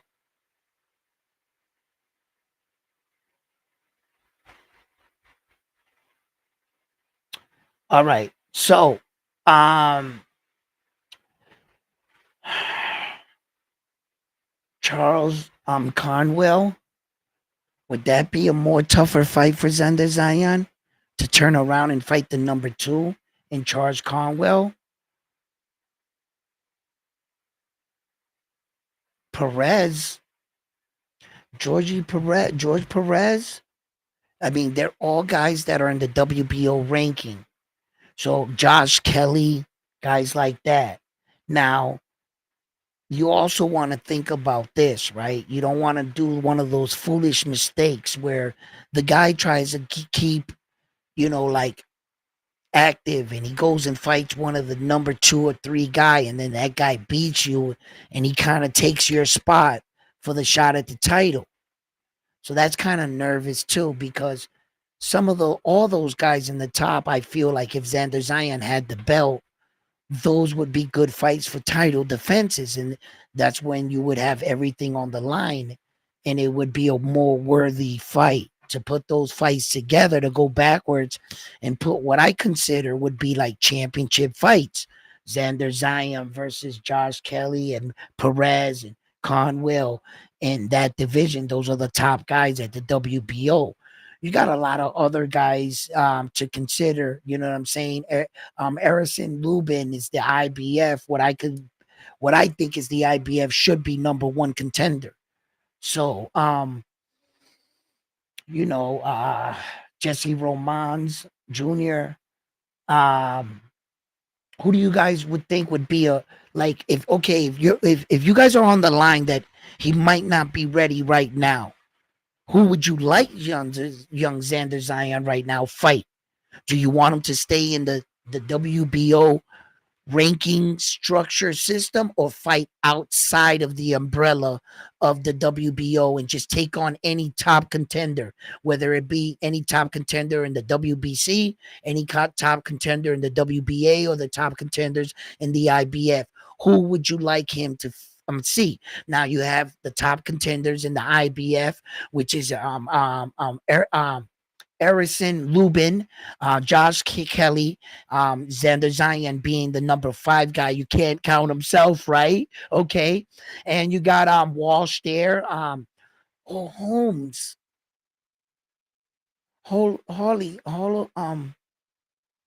Helms. That would be a good fight. All right, wait a minute. Let's just keep going down the list. WBA, I don't really like. I wouldn't want him fighting for that belt anyway. You know what I mean? I'll take the WBC route.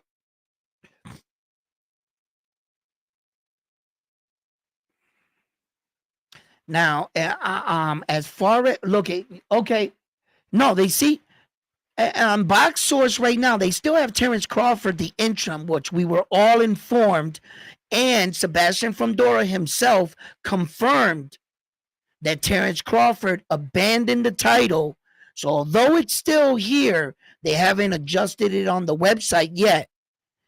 I wanted to see if he also let go of the WBA.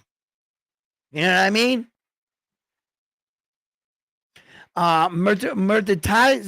Leah, right? The guy that knocked out Tim Tszyu, right? Birkenham Murdertalia, right? I don't want Sebastian Fundora, Xander Zion fighting him. Now, that guy might stop Xander Zion. Those guys are built different, man. They're different, and you're gonna have to be like Demetrius Bivol. You're gonna have to be at that level. You're gonna have to be able to take a punch, stay on your toes, deliver combinations, punch when he punches, push the pace, slip his shots, and you're gonna be after to keep that pace for 36 minutes, and that's what Demetrius Bivol did to Arthur. Those type dudes, bro. You're gonna need some shit like that. I'm not sure Xander Zion's at that level. That dude can take a shot too, man. He was coming off some pretty impressive victories coming into the, now that I'd be more scared with him than I would with Sebastian Fundora. Sebastian Fundora would put the type of beating where Xander Zion his nose would be bleeding and right here would be black and blue. It would be like up right here like that and shit. And he'd have like a busted lip and shit. That would be like the kind of beating I would see Sebastian Fundora putting on Xander Zion if he was to defeat him. That would be like that. But my man, Murder Check here, that I don't want to see him knock out my little Puerto Rican fighter, bro. Nah, fuck that. I don't want to see him get. I'm not sure if he's got that kind of game plan in order to fight him like that. And I don't know if Xander Zion got enough power to stop him. He hasn't shown me that yet. He's got some pop. I wouldn't put him against him yet. Now you got Virgil Ortiz, which is a WBC interim. You know what I'm saying?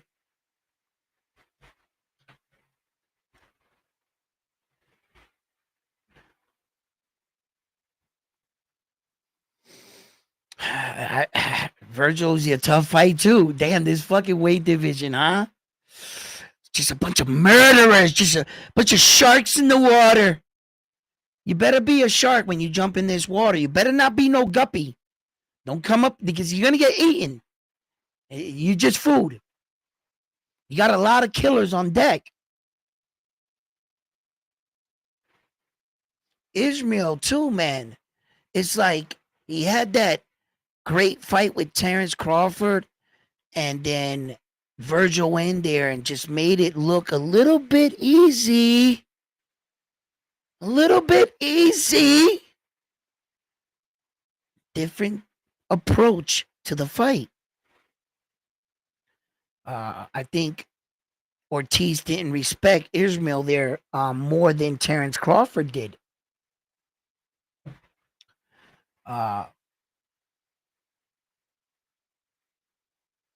There's really no safe fight at this top. He's already in shark-infested waters, I'm afraid. Young Xander Zion. He's going to have to start showing that he belongs. I'm sorry. There's no safe fight forward or backwards. And if I was going to make a decision, I'd rather go forward for the world title and lose for a world title than rather than lose my spot to a contender that I already passed. I'm the number one. Why the hell am I going backwards for? If I lose at the title, there's no shame in that. But if you go backwards and you fight one of these guys that are lowly ranked in you and you lose to them, now you lose your place in line and the road is going to be that much more. So it was okay for you to lose to the number 3 guy rather than taking a loss to the champion. I'd rather go after the champion and let's roll the dice, baby. You never know. And the new, then the risk was worth the reward. There's no easy fight for him, man. Not in this. He's at the top of the division. It's like I said, you don't go all the way up in the top of the building and stand out on that ledge and then look down and then get scared. You better do what you came here to do. You got that parachute on your back. It's time to put this video together. I hope the parachute comes out. You know what I mean?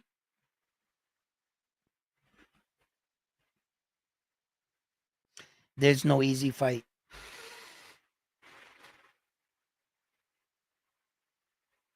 At that point, I'm not going backwards. I'm sorry.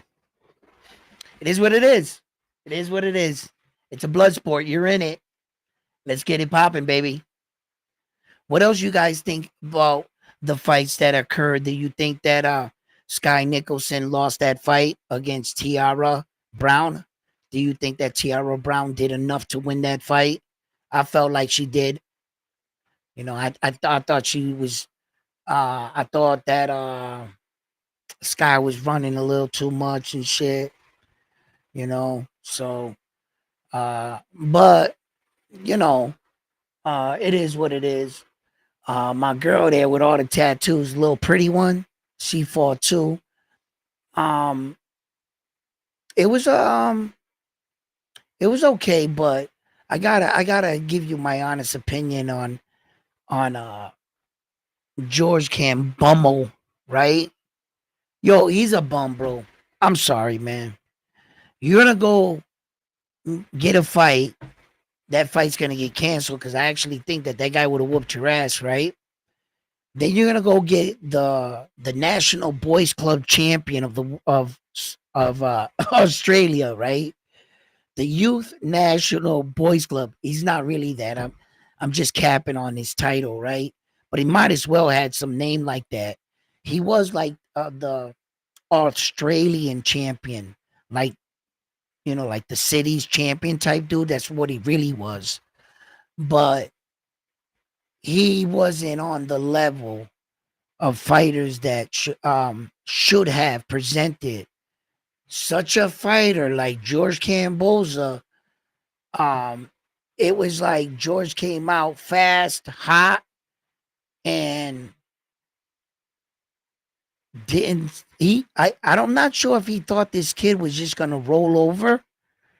But George, you just made this kid famous of going 12 rounds with you. You got him hyped up. Like, did you see me just go with a unified world champion? I just went 12 rounds with the unified world champion. George, you're a bum, bro.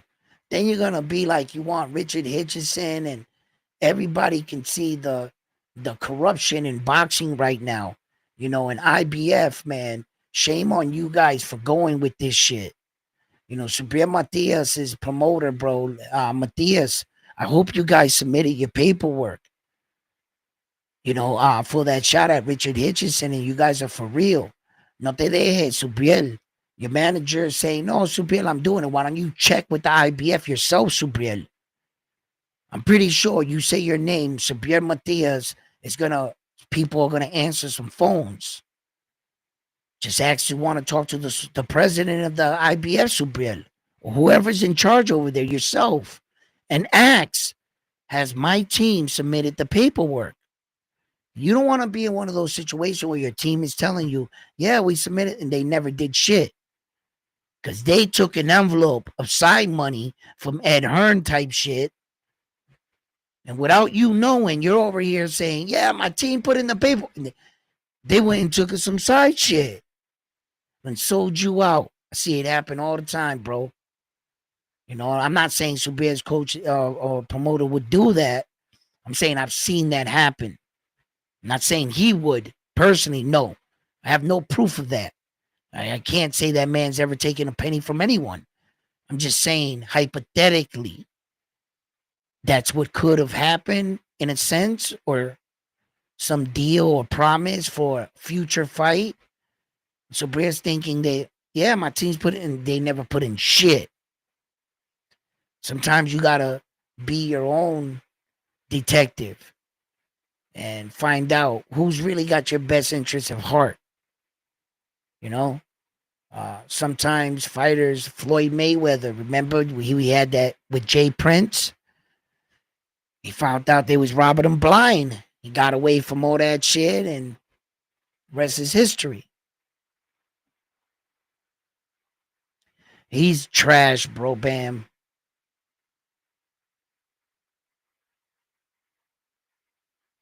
That's why they're dressing him up as a sacrificial lamb, and Richard Hitchison is gonna go out there and he's gonna stop George Camboza. He's gonna knock out George Camboza. They're gonna try to say that Richard Hitchison now is like the best 140 pounder to a guy that's never fought in the division. And here goes the corruption in fucking boxing and how they try to market their guy to giving you the impression that he's like a dominant champion. You know what I'm saying? And Richard Hitchison himself is not defending the belt against a real 140 pounder. He would be bringing up George Bamosa and beating on him. But that's not the next man in line. It has to be Subriel Matias. You know what I'm saying? So, but luckily this time, Subriel, not like his first title run. I remember back when Subriel was coming up the ladder in his first title run, he was only registered in the IBF. He was never registered in WBO, WBC, or WBA. He only went one way for the IBF belt. That's the kind of belt that keeps fights honest because of the 10-pound rehydration. And it kind of means if you're a true 140 pounder, you'll typically walk around weight 158, somewhere around there, 160. And you would be just cutting that weight to make 140. You wouldn't be like a 170-pound fighter and just weight draining yourself and then blowing up 20 something fight on the day of fight night. So the IBF organization keeps them honest with this 10-pound rehydration in two weights. You make the first weight the next day at 9 o'clock in the morning. When you step on that scale, you cannot exceed 10 pounds. After you make the second weight, you're allowed to gain whatever weight you want. But there's no human in the world that can gain an additional 20 pounds like he was just holding it back all night and perfectly tying that 10-pound to put on another 20. Your body doesn't work like that. What that does is that you actually worked out and you were actually within that weight limit. You know, so yeah. So see, Subriel Matias right now, he's actually ranked, I believe, in the WBC, the IBF, and the WBO. The only belt he won't put his ranking in is the WBA. And a lot of fighters don't like going after the WBA because of a lot of the corruption shit that the WBA does over there. And the WBA is the same thing. They have the board members where they elect the fighters they deem worthy to fight for their belt. They don't typically go by the ranking system all full-heartedly. The WBA goes by headlines and big names. If you have a big name, you'll get a big ranking. No wonder Ryan Garcia and Rolly are the number 2 and 3 in the WBA 147-pound weight division, and they've never had one fight there. Whenever a fighter wants to decide to fight for the WBA says, if you have a big name, a big promotional company, and a TV streaming deal, you're number one. You're next in line for the belt. You know, and if you're working with the top guys, and it's remarkable that a lot of people have never put this together. No wonder Tank Davis has the WBA world title. They let him get away with murder.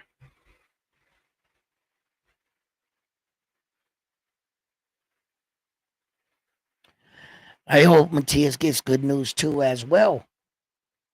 And potentially, one of these fights come about.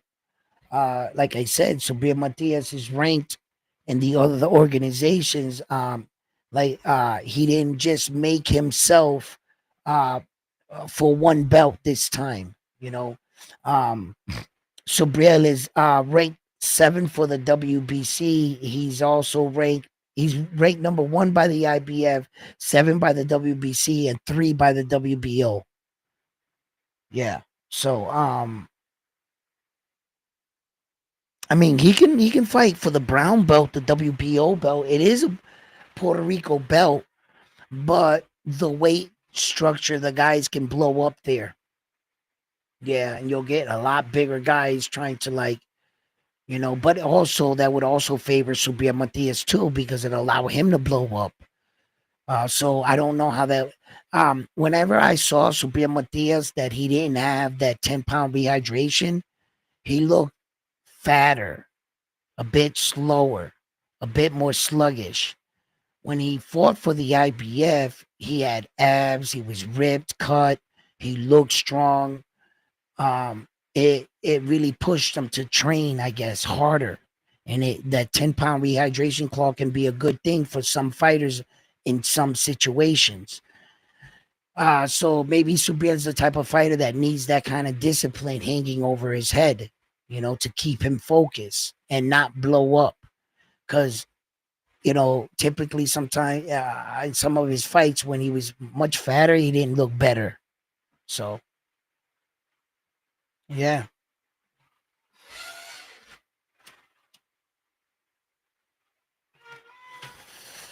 Um,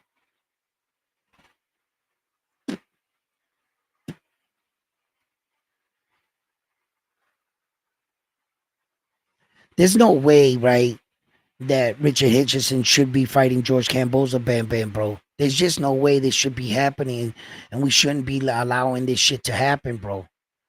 We like a lot of guys always screaming about what these organizations and things happen, but when we see the injustice coming from a mile away, and we're calling the belts and these people on this, and that's why right now, if anybody, um, can get any word to Subriel Matias, I would really love for him to come on my show once again. He's been on my show several times, and I would like to talk to him. Subriel, that I would never like sabotage you or anything like that. I would. So if your promoter or them guys are like thinking that shit, nah. But the fans are interested. We want to know how you feel about this and what you're doing and what news is there. Um, so yeah, I'm gonna try to see if I shoot him a message again and stuff, and I'll try because I know you guys really want to know, because there's Subriel has fans, and his fans want to know what's going on. We really believe he's still the boogeyman at 140-pound weight division, and we believe a lot of these guys once again are avoiding him. Since he doesn't have a belt, he's become high risk, low reward type situation. And no guy wants to go in there. And I explained on my last live that fighting such a fighter such as Subir Matias, there's other things the coaches would have to take into consideration. Is that when you put your fighter to fight a guy like that, how much damage is your fighter going to take to try to pull off the victory? You're not going to come out of a Subir Matias fight without taking any damage. So at what cost? High risk, low reward. He's a very, very dangerous fighter. He's game for anyone in the opponent, and he is a former world champion, so he does have a name. He does bring value to the table, and any rivalry with Puerto Rico and Mexico and those kind of rivalries, there's always rich, you know? So right now it would be Puerto Rico versus America, and I would be interesting on where they would put this fight together. And I think the best place they can sell a fight versus Subir Matia with Richard Hitchison would be in New York City in Madison Square Garden, where Richard Hitchison is from New York and Subir got the Boricua love from New York. That fight's gonna sell. So dollars and cents, Subir brings his value. Better than bum ass George Camboza that couldn't sell out that fight in Australia. He couldn't sell shit. I'm gonna tell you right now, Subir is well loved in New York. Well loved. They coming out. So, Ed Hearn trying to keep this belt. You're gonna cut your fighter off at the legs. Richard Hitchison. And have the potential of packing and selling the tickets for more money at the Garden than fucking fighting George Camboza in the Garden or George Camboza in Australia.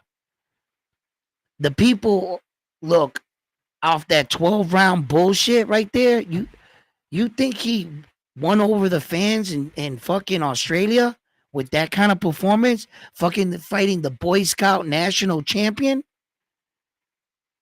He fought the Boy Scout national champion. How the hell you want me to feel about that? Is that guy even ranked in the top 50? Is he? Anybody know that? Like, fuck out of here, bro. But that awards you a shot at Richard Hitchison.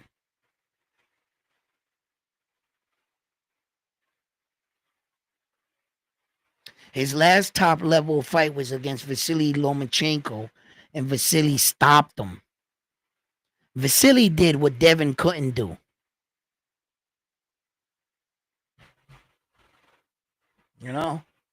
Devin fought him twice. You would think the second time he fought him, he knew him that much more, he would be able to stop him. He didn't. Devin Haney, man. Hey, it's the type of fight he wanted. It's a tough fight. It's a tough fight. Gabriel Rosario has been taking all this criticism, over sharing his opinion about Devin Haney having a tough matchup, and he wasn't sure if this matchup would have been a good fight to take and what have you. But I like that the boxing world really came to bat for Gabriel Rosario. He's a true warrior, Philadelphia fighter.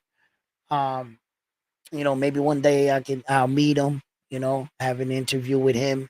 Gabriel Rosario, he was always in the mix, true warrior, man. True warrior. I guess he didn't really get his star status move because he lost a lot of the big fights.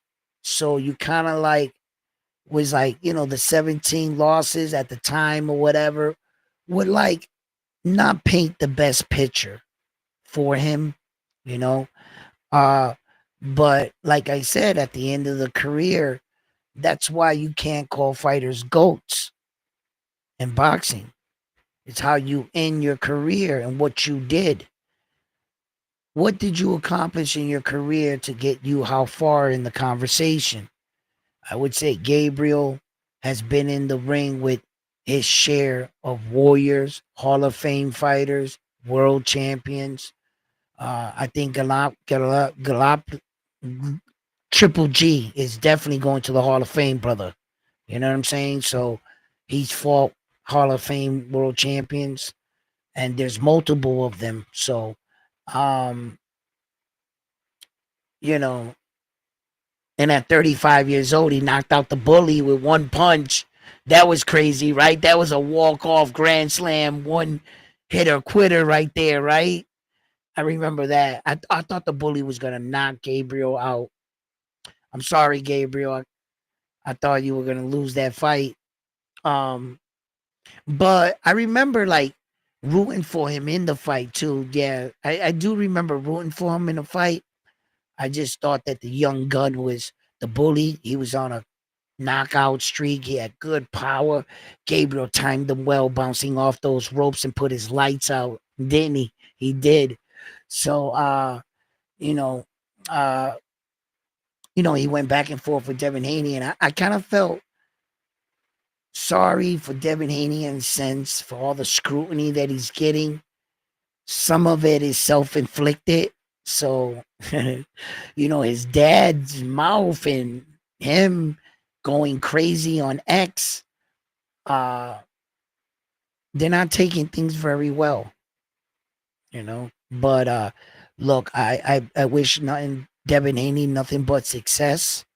I hope he is victorious on his night. I hope all the fighters are, but we have to have a winner and a loser. You know, I'm Ryan and Rolly. Rolly had a lot to say about Ryan, and Ryan likewise. Let's see how that fight turns out. That's, you know, um, both men can be a little wild at times. Rolly more than Ryan. So sometimes when you put two wild guys together, the fight is not as good. You need one guy to be skillful, and think he's too skilled and walk into a big punch from the wild man, like a Navarrete fight, They put Navarrete, Nick Ball type shit, and it'll get boring, So uh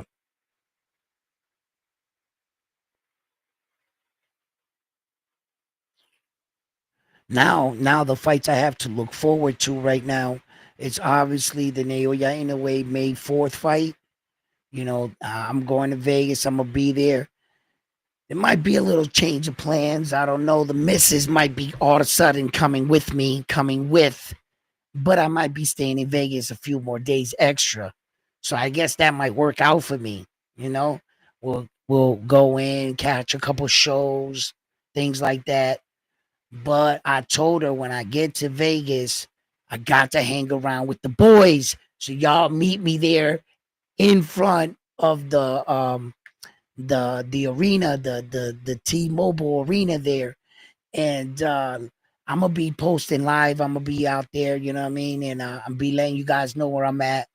We can say what's up, go out, have a drink and shit, and you know, just be fans, and just have a great time. And that's what I'm looking forward to. I'm looking to go out there to Las Vegas, catching the sightseeings and stuff, catch fight night, get a look firsthand at the monster Naoya Inoue. I gotta experience the Naoya Inoue experience, and that's what I'm there for. And hopefully I get some good footage, some good pictures. Unfortunately, I don't have any boxing credentials for this type of fight right here. I wish I did, but I'm gonna get in where I fit in, and hopefully, we'll see where I go. But I'm looking forward to seeing you guys out there. I can't wait for this fight. Naoya Inoue, he's just a hell of a champion, staying active, fighting 4 times a year. It seems like we're seeing him in the ring more and more, and I love it. It's not like we're waiting a year for him to fight. We see Terrence Crawford fight once a year. I think he fought like the year before, like twice in between a calendar year, but it was less. It wasn't a year's time, so he had got like 2 fights in or some shit like that. But it's still not enough, for 5 years after that. The previous 5 years before that, he fought once a year, every year for 5 years. So that inactivity is killing boxing for a lot of these guys.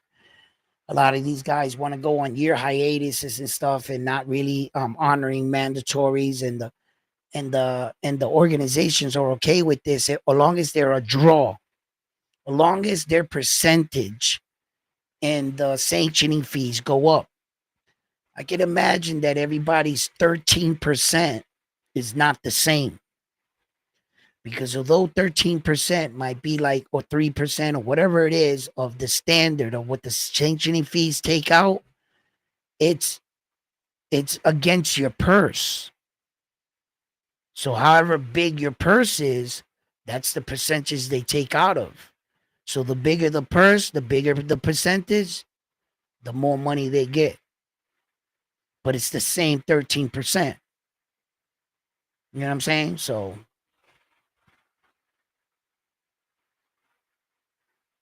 yeah, we got some good fights next weekend. When yeah, I said my name. See, I be reading this shit. That's why sometimes I can't read it all the time, right? But yeah, we got some good fights coming up. Yeah, we got uh Jerron Boots Ennis and Stan Leonis, right? I gotta watch that fight. I gotta watch it. That's a big fight. It's a unification. I like that fight.